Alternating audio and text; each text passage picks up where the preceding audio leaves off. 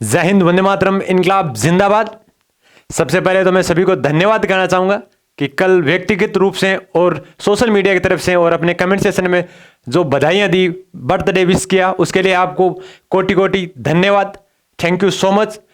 जो अपना प्यार जो अभी बना हुआ है यही आगे भी बना रहे और आपका आशीर्वाद, बड़ों का आशीर्वाद बना रहे। आज की क्लास स्टार्ट करते हैं मोटिवेशनल स्पीच के साथ। कि कांटों पर चलकर फूल खिलते हैं, कि कांटों पर चलकर फूल खिलते हैं, विश्वास पर चलकर भगवान मिलते हैं। कि कांटों पर चलकर फूल खिलते हैं, विश्वास पर चलकर भगवान मिलते हैं। एक बात याद रखना दोस्त, सब सुख में मिलते हैं लेकिन दुख में सिर्फ भगवान मिलते हैं। जी हां, दुख में सिर्फ भगवान मिलते हैं। जी हां दोस्तों, इसी के साथ आज की क्लास का आगाज करते हैं। आज की क्लास का पहला क्वेश्चन कि भारतीय संविधान की प्रस्तावना जिससे कि 26 नवंबर 1949 को अपनाया। ठीक है, यहां दो क्वेश्चन यहीं पे बन गया, जिसमें से निम्न शब्द शामिल नहीं थे। कि कौन से शब्द शामिल नहीं थे जब 26 नवंबर 1949 को भारतीय संविधान जो प्रस्तावना थी उसको अपनाया गया था। उसमें 3 शब्द,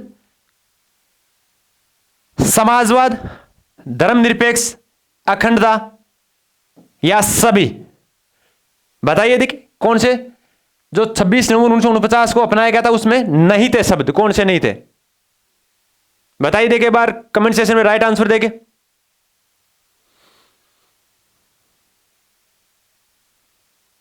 जी हां, बिल्कुल बिल्कुल, समाजवाद, अखंडता और धर्मनिरपेक्ष 3 शब्द जोड़े गए थे।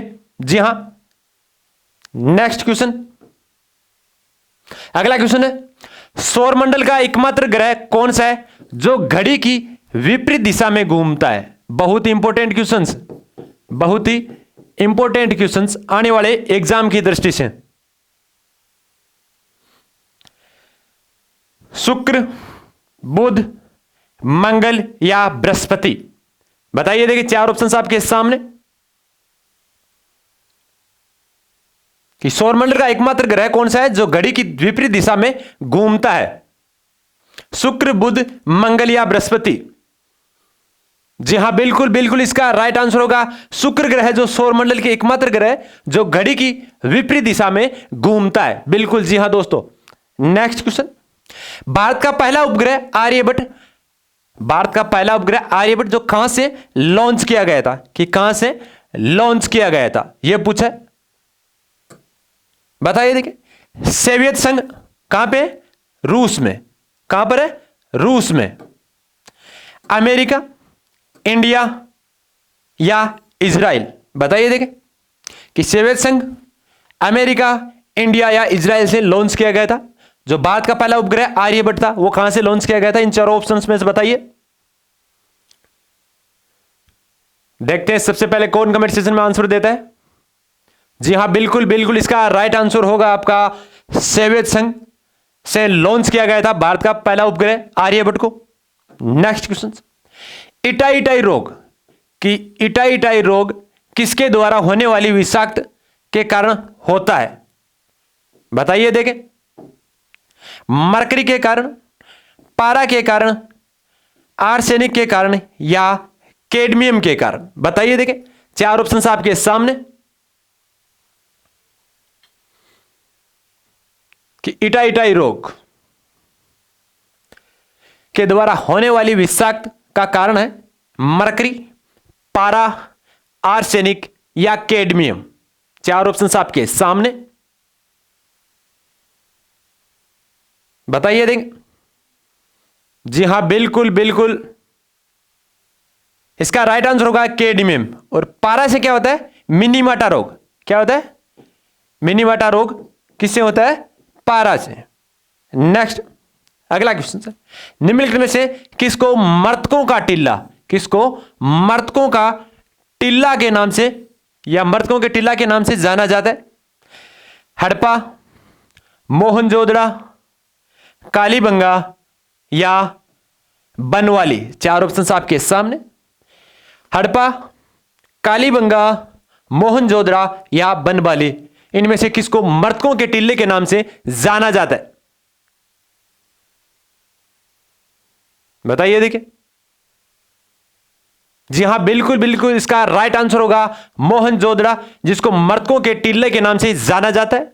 जी हां, जो वर्तमान समय में पाकिस्तान के सिंध प्रांत में स्थित है। जी हां, जिसका सिंध भाषा में अर्थ क्या है? मर्दों का टीला। जी हां, बिल्कुल दोस्तों।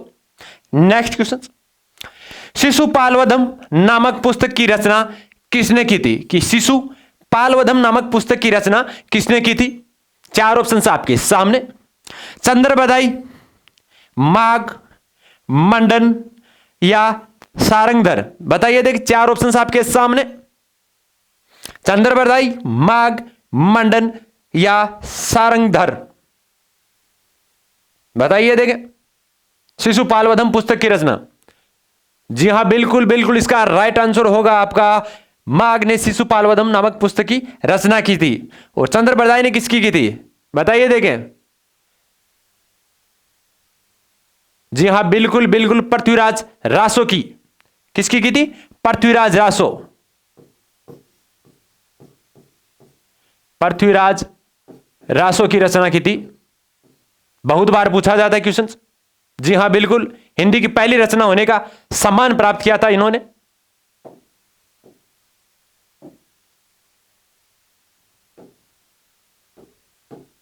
नेक्स्ट क्वेश्चन, भारत के प्रतीक चिन्ह, जो भारत का जो प्रतीक चिन्ह है के आधार पर अंकित शब्द सत्यमेव जयते, कि भारत के जो प्रतीक चिन्ह है उसके आधार पर अंकित है सत्यमेव जयते, किस ग्रंथ से लिया गया है? बहुत बार पूछा गया क्वेश्चन। अब की बार जो सारे प्रतियोगिता परीक्षाओं में उनकी दृष्टि से ये आपका ब्रह्मास्त्र क्लास है वो बनाया गया है। बहुत ही इंपॉर्टेंट क्वेश्चन है इसमें। ऋग्वेद, शतपथ ब्राह्मण, मुंडकोपनिषद या रामायण। बताइए, देखें बताइए, देखिए ऋग्वेद, शतपथ ब्राह्मण, मुंडकोपनिषद या रामायण।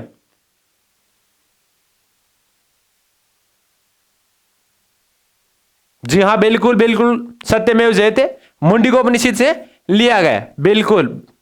नेक्स्ट, वर्ण व्यवस्था की उत्पत्ति की प्रथम व्याख्या किस धर्म ग्रंथ में मिलती है? कि वर्ण व्यवस्था की उत्पत्ति की प्रथम व्याख्या किस धर्म ग्रंथ में मिलती है? चार ऑप्शन आपके सामने, ऋग्वेद, सामवेद, अथर्ववेद या मनुस्मृति। चार ऑप्शन आपके सामने, राइट आंसर कमेंट सेक्शन में देके बताइए, देखे कि वर्ण व्यवस्था की उत्पत्ति की प्रथम व्याख्या किस धर्म ग्रंथ में मिलती है? चार धर्म ग्रंथ आपके सामने, ऋग्वेद, सामवेद, अथर्ववेद या मनुस्मृति। जी हां, बिल्कुल बिल्कुल इसका राइट आंसर होगा आपका ऋग्वेद। नेक्स्ट क्वेश्चन, निम्न में से अष्टांगिक मार्ग का प्रतिपादन किसके द्वारा किया गया था? कि निम्न में से अष्टांगिक मार्ग का प्रतिपादन किसके द्वारा किया गया था? जी हां, बिल्कुल।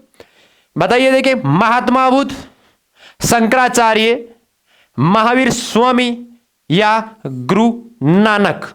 बताइए, देखिए कि अष्टांगिक मार्ग का प्रतिपादन किसके द्वारा किया गया था? महात्मा बुद्ध के द्वारा, शंकराचार्य के द्वारा या महावीर स्वामी के द्वारा।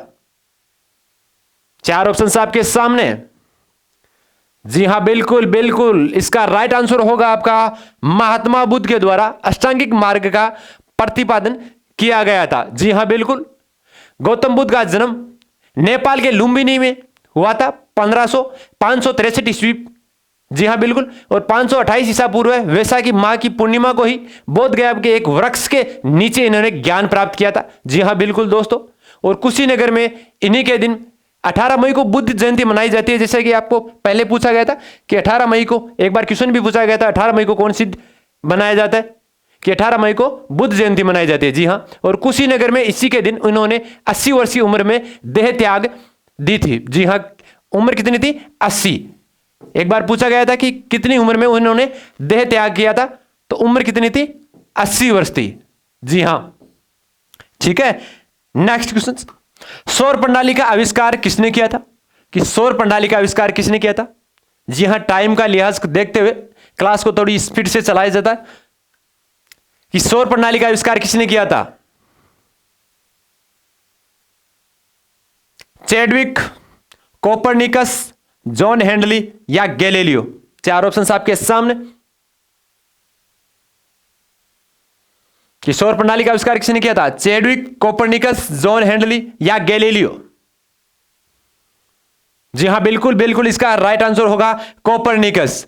चैडविक के बारे में आपको एक बताया था हमने पहले, क्या बताया था? याद हो तो एक ट्रिक का नाम बताया था हमने, क्या था?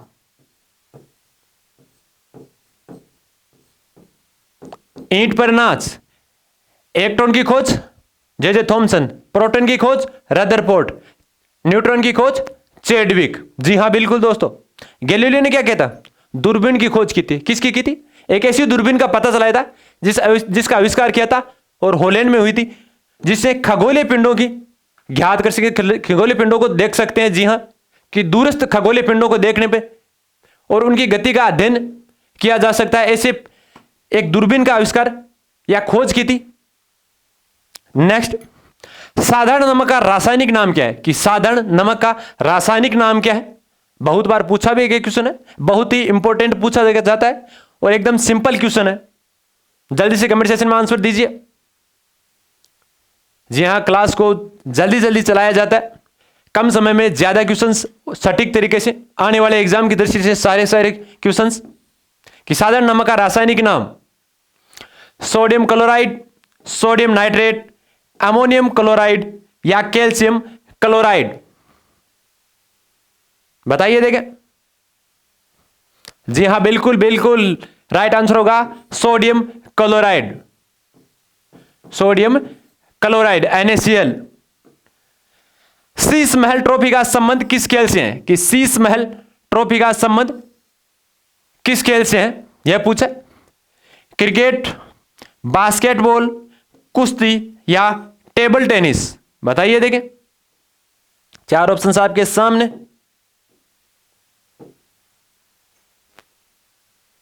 शीश महल किस खेल से संबंधित ट्रॉफी है? जी हां, बिल्कुल बिल्कुल इसका राइट आंसर होगा क्रिकेट से। जी हां बिल्कुल दोस्तों, क्रिकेट से। नेक्स्ट क्वेश्चन, 1 रुपए के नोट पर किसके हस्ताक्षर होते हैं? बहुत बार पूछा गया क्वेश्चन है, SSC GD में पूछा गया है, PTT में भी 2 बार पूछा गया क्वेश्चन है। 1 रुपए के नोट पर किसके हस्ताक्षर होते हैं? RBI गवर्नर के, भारत के राष्ट्रपति के, या वित्त सचिव के, या वित्त मंत्री के? बताइए देखिए, बहुत इंपॉर्टेंट क्वेश्चन, बहुत बार पूछा गया क्वेश्चन है। जो क्वेश्चन बार बार पूछा जाता है उसको रफ कॉपी में एक बार नोट कर लीजिए, आने वाले सभी एग्जाम की दृष्टि से। 1 रुपए के नोट पर किसके हस्ताक्षर होते हैं? बताइए देखें। जी हां, बिल्कुल बिल्कुल इसका राइट आंसर होगा वित्त सचिव। वित्त सचिव का 1 रुपए के नोट पर हस्ताक्षर होते हैं, बिल्कुल याद रखें। अगला क्वेश्चन, एशियाई खेलों की शुरुआत सर्वप्रथम कहां से हुई थी? कि एशियाई खेलों की शुरुआत सर्वप्रथम कहां से हुई थी? नेपाल, भारत, श्रीलंका या चीन? 4 ऑप्शन आपके सामने, अति महत्वपूर्ण क्वेश्चन आने वाले एग्जाम की दृष्टि से। बताइए देखें कि एशियाई खेलों की शुरुआत सर्वप्रथम कहां से हुई थी? बताइए देखें। देखते हैं कमेंट सेक्शन में कौन कौन आंसर देता है। जी हां, बिल्कुल बिल्कुल इसका राइट आंसर होगा भारत। भारत से एशियाई खेलों की शुरुआत सर्वप्रथम हुई थी। नेक्स्ट क्वेश्चन, गोबर गैस जिसे हम बायोगैस भी बोलते हैं, में प्रमुख गैस, कि बायोगैस में कौन सी प्रमुख गैस आती है, या गोबर गैस में प्रमुख गैस कौन सी है? 4 ऑप्शंस, मीथेन, हाइड्रोजन, नाइट्रोजन या ऑक्सीजन? 4 ऑप्शंस आपके सामने, बहुत ही इंपॉर्टेंट क्वेश्चन साइंस में। बताइए देखें।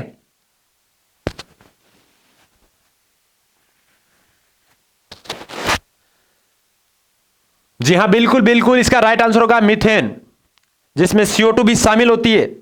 अगला क्वेश्चन, राष्ट्रपति की समाधान की शक्ति संविधान के किस अनुच्छेद के तहत दी जाती है? बहुत ही इंपॉर्टेंट क्वेश्चन, 3 स्टार क्वेश्चन, याद रखना इसको, कि राष्ट्रपति को समाधान की शक्ति है जो संविधान के किस अनुच्छेद के तहत दी गई है? जी हां बिल्कुल दोस्तों, अनुच्छेद 123, अनुच्छेद 143, अनुच्छेद 72 या अनुच्छेद 134 के तहत? बताइए देखें, बहुत ही इंपॉर्टेंट क्वेश्चंस।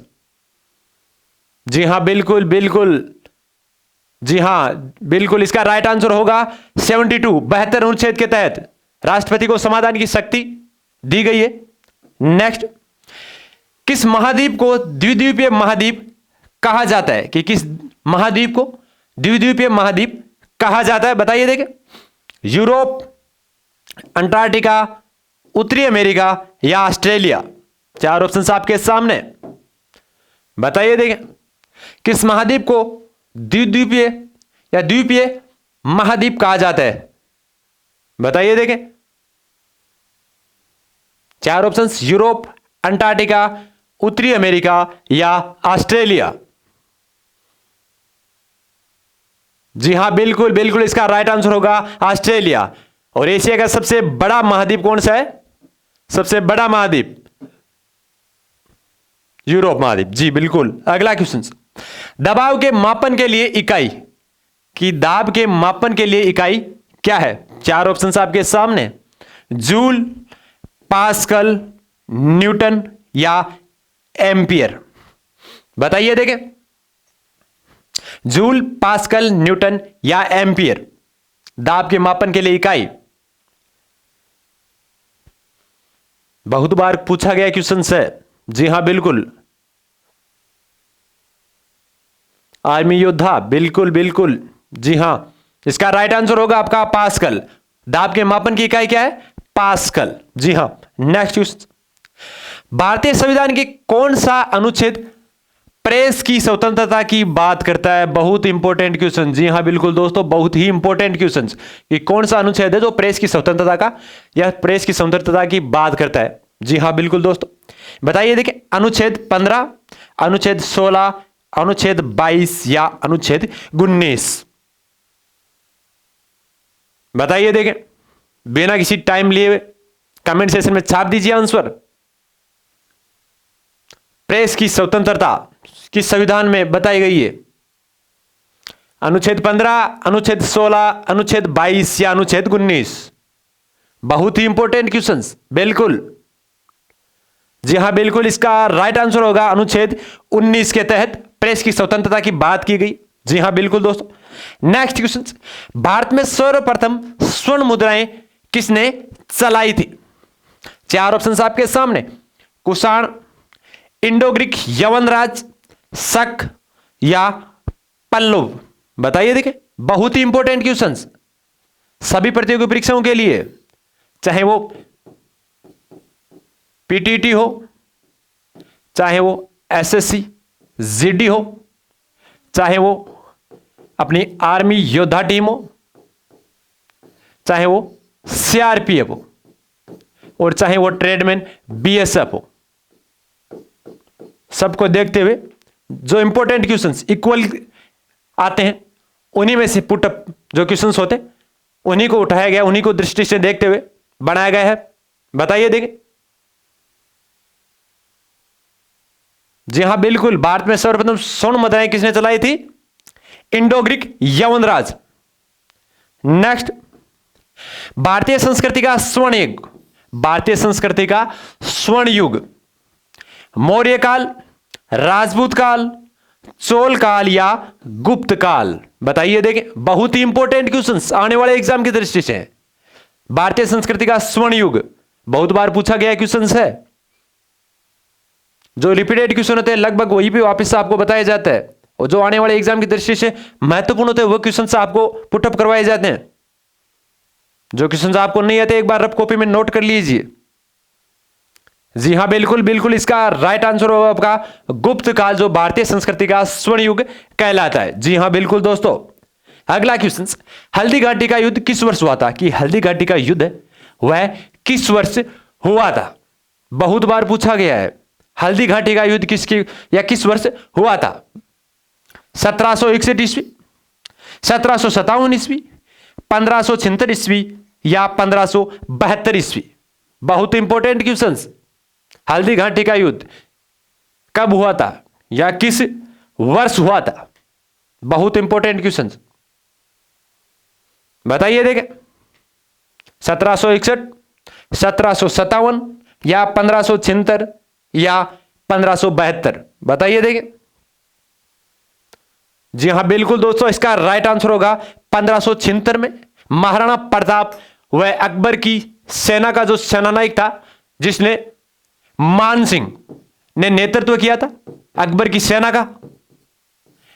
सेना का, मान सिंह ने नेतृत्व किया था और सामने महाराणा प्रताप थे। और यह युद्ध 18 जून 1576 को, कब? 18 जून 1576 को। जी हां बिल्कुल दोस्तों, कभी कभी डेट पूछ ली जाती है तो 18 जून याद रखना। और किन किन के बीच? अकबर की सेना का जो प्रमुख सेनानायक कौन था? मान सिंह के नेतृत्व में। और हल्दी घाटी के जो युद्ध में सामने कौन था? महाराणा प्रताप। खमनोर, हल्दी घाटी, जी हां बिल्कुल दोस्तों, जिसमें मुगलों की विजय मानी जाती है। जी हां। नेक्स्ट अगला क्वेश्चन, निम्न में से किस मुगल बादशाह ने दिल्ली की जामा मस्जिद का निर्माण करवाया था? कि किस मुगल शासक ने दिल्ली की जामा मस्जिद का निर्माण करवाया था? ऑप्शन आपके सामने, अकबर, जहांगीर, शाहजहां या गुलाम वंश। 4 ऑप्शन आपके सामने। दिल्ली में स्थित जामा मस्जिद का निर्माण किसने करवाया था? अकबर, जहांगीर, शाहजहां या गुलाम वंश? बताइए देखें, दिल्ली की जामा मस्जिद का निर्माण किसने करवाया था? अकबर, जहांगीर, शाहजहां या गुलाम वंश? जी हां बिल्कुल बिल्कुल, इसका राइट आंसर होगा शाहजहां ने निर्माण करवाया था। और कब कराया था? 1656 ईस्वी में। 1656 में करवाया था शाहजहां ने। जी हां बिल्कुल दोस्तों। नेक्स्ट क्वेश्चन, संविधान की किस सूची में शिक्षा को सम्मिलित किया गया? कि संविधान की किस सूची में शिक्षा को सम्मिलित किया गया? बहुत बार पूछा जाता है क्वेश्चन से। बताइए देखिए, शिक्षा को किस में सम्मिलित किया गया है? संघ सूची, राज्य सूची या केंद्र शासित प्रदेशों की सूची या समवर्ती सूची? बहुत बार पूछा गया क्वेश्चन से, सूचियों में से बहुत बार पूछे जाते हैं। बताइए देखिए, किस सूची में सम्मिलित किया गया शिक्षा को? जी हां बिल्कुल बिल्कुल, इसका राइट आंसर होगा समवर्ती सूची। सूचियां कितनी है? 3। बिल्कुल, कितनी है? 3। संघ सूची, राज्य सूची और समवर्ती सूची, जिसमें जो विषय थे, सबसे बड़ी सूची कौन सी है? संघ सूची।